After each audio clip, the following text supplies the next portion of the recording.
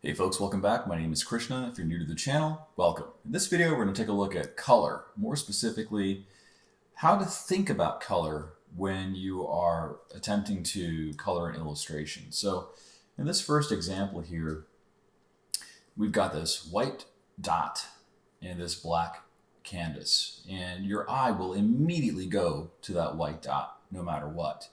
Why? Because the dominant color here is black, and the white color provides enough contrast to where it's something more interesting. Our brains are really good at processing color and looks for differences. Our minds are just really trained for finding differences. It's how we have survived as a species. Similarly, if I look at a white background with a black dot on it, your eye will go to the black dot. Again, because our minds and our eyes are trained to look for differences. So what does this have to do with coloring? Well, when you stop to think about it, you want to pick your colors in such a way that directs the viewer to where you want them to specifically look at. So for example, we have this composition here. Let me just go ahead and adjust this real quick, scale it up. And before I actually start coloring this composition, I need to maybe take a step back and look and see where I want the viewer to look. In other words, what is the focal point? Where is the eye being directed to based upon the placement of the objects within the composition? So what do I mean by that? Well, if we look at all of the lines that are in this composition, well, we have a line that essentially forms the mountains. We have a line that is forming from the canopy of the tree. We have lines that are coming in from the stone wall. So any line that we have in our composition is a leading line. It leads us to a specific area. And if we were to draw enough lines here, I think you'll get the point. Some of these lines are moving upwards, some of them are moving at an angle, like on these trees here. But the important thing is the eye is being directed to a specific location. And we need to figure out what that location actually is. Well, it looks to me, based upon looking at this composition, that the area of interest is going to be in this region, specifically right here. So then we have to make a determination. How do we want to think about colors so that that specific area has, the most interest? We want the eye to go to this specific area. So that's how I approach coloring. I think about where do I want the viewer to look based upon the layout of the composition. And I'm looking at leading lines. So with that said and done, what I'll typically do is, and I've talked about this in my previous video, I will start off by selecting everything outside of the composition here. I'll inverse the selection. I'll fill it in with some type of color just so that I know all of the areas that I want to approach in color. I don't want to have any spots that I could potentially miss. So I'm looking at this composition and I have to ask myself, is there an implied light source or is there an explicit light source? An explicit light source might be a sun or a moon or a lantern or something else that might be within the scene. Now, I don't see anything like that except for maybe this little spherical structure here that could be a light. We could potentially think about it that way. The next thing I have to do is I have to think about, well, do I want this to be a daytime or a nighttime type of scene? So we don't have a explicit light source per se, although we can make one if we wanted to. But by and large, we're seeing an implied light source. So the next thing I think about is warm and cool colors. So our warm colors are in this range right here where we have our yellows, our reds, really saturated colors. Think like fire colors, right? Like fire is kind of like those colors tend to come towards the viewer, whereas cool colors that are usually on this side of the spectrum over here are greens, or blues, or purples. Those are cooler colors. They tend to recede into the distance. So this information can be very helpful when determining colors. If I have a very bright colored mountain and really saturated warm color, then my eyes are going to move past all of the stuff that's in the composition towards the mountains. The mountains aren't as important, they're just a backdrop. So I'm going to make the educated decision here to go ahead and use a cool color for the mountain. So I'm just going to use the Magic Wand tool, and I've talked about my Magic Wand tool settings in a previous video. But what I'm doing here is I'm selecting all of the regions. Looks like I left one blank there. And then I can hit Command J, Command U.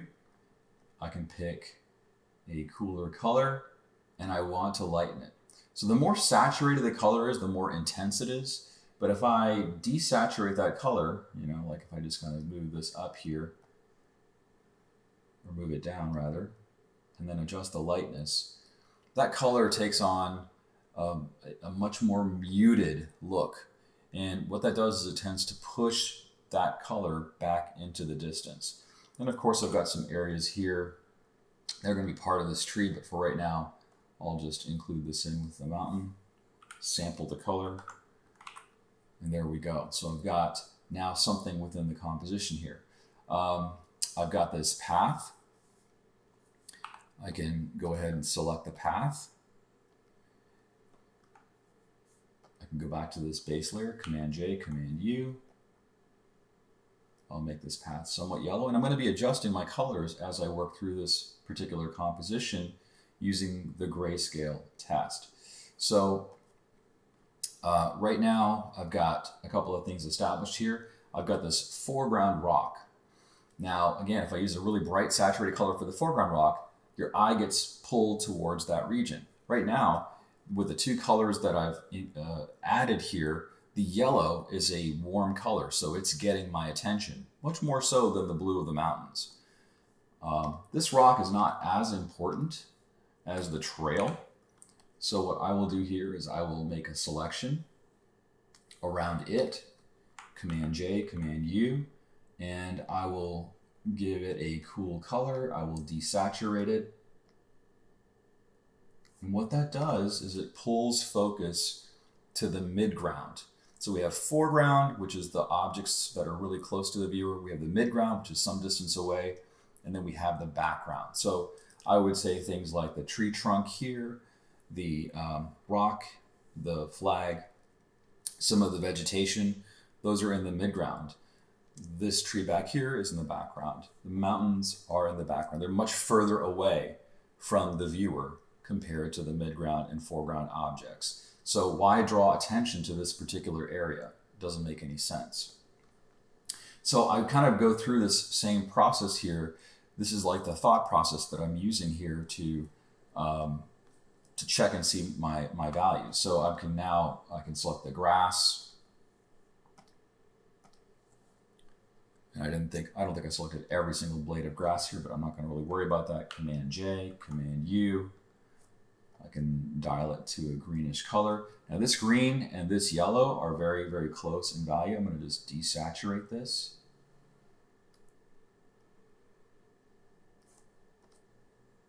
Like so, and I'll just fill in some of these colors really quick. I typically start out with making a selection, filling it in, and then I come back in with a brush to get those areas that I may have missed. And just at this stage, when I'm coloring, I want to periodically check to see that the values that I'm putting down are actually going to have suitable contrast. So right now it's kind of hard to see that because I'm looking at color, and color can be very seductive and it can be misleading. What I recommend doing is if you go to View, Proof Setup, and you choose Custom, under Device to Simulate, if you choose Working Gray and click OK, you have a quick way of toggling between color and grayscale. And this can be helpful to determine suitable contrast. So right now you can see that the path, its value is a much lighter gray. It has good contrast against the grass, right? Same thing with this rock. This rock in the foreground is darker in value compared to the grass. So it has good contrast.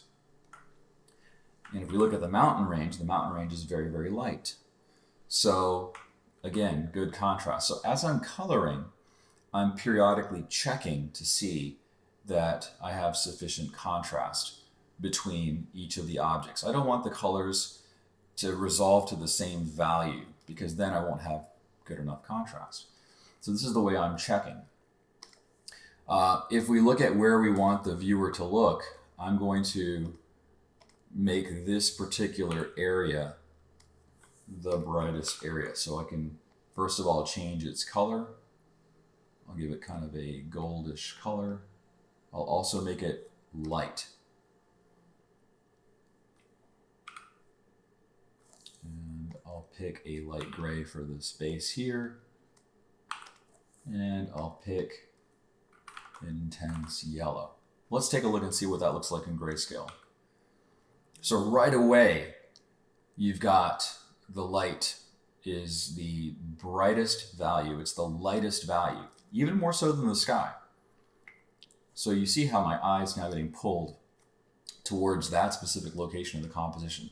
I haven't added any other colors to this environment.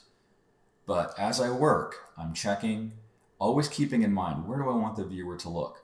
Now, some of you might be thinking, well, I want the viewer to look at everything. And that's realistically not possible. In a composition, you're going to, in a good composition, you're going to have an area of focus. You're going to have a place. You're going to direct the viewer to a specific location within the composition.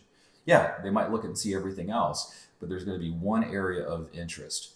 And that's how I approach color. So I can just rinse and repeat this whole process and fill things out. And, to not make an overly long video, this is what I ended up with. In fact, I'll just go ahead and turn off my texture layer here.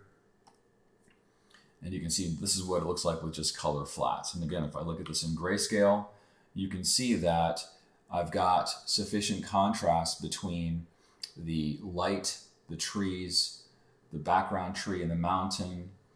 And whatever I need to adjust, I can just go to a specific layer. Like if I look at this rock wall here, perhaps I may want to tweak that because its value looks somewhat similar to the value of the mountains. In fact, if we just toggle that off, we can definitely see that the mountains are very similar in value to the wall. So I can just simply use my selection tool, right click, go to the appropriate layer, and then I can just make this a bit darker. So now we have some contrast between the mountains and the wall. And if I turn back on the hatching that I have here, we can see that that makes it a bit better. So I hope you found some value in this video. It's not meant to be a comprehensive video on how to color, but more importantly, I wanted to convey my thought process. How do I think about color and how do I begin? Because that's really, really important. Colors you can pick, but there needs to be a deliberate reason as to why you're picking colors. And if you look at really strong compositions, I promise you, you will find that if the colorist has done their job, your eye is getting pulled to a specific area of focus. And that's up to you to determine. You have to determine where the area of focus is. And if you're coloring someone else's work, they have probably already established where they want the viewer to look. So look at leading lines, draw those leading lines in so that you can see for yourself where the focal point should be. And then use that as your starting point. So I hope you found some value. It's really not so much of a step-by-step type of approach, but it's more of like a methodology approach that I'm using here. If you have any feedback for me, please let me know. And as always, thanks for watching the video. See you in the next one.